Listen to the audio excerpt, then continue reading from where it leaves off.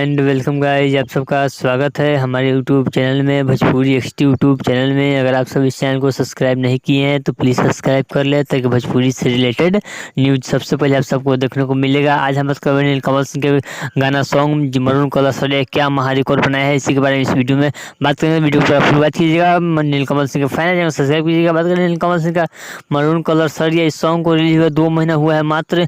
इस पर 87 million view और 8,35,000 लाइक हो चुका है। इसको लिखे हैं प्यारे लाल यादव और इसमें म्यूजिक है ओम झा का। इसको गाए हैं नीलकमल सिंह और कल्पना पटवार। वीडियो में नजर आ रहे हैं दिनेश लाल यादव और अमरपाली दुबे। यह मूवी का सॉन्ग है जिस मूवी का नाम है फसल, उसी मूवी का सॉन्ग है मरून कलर सरिया।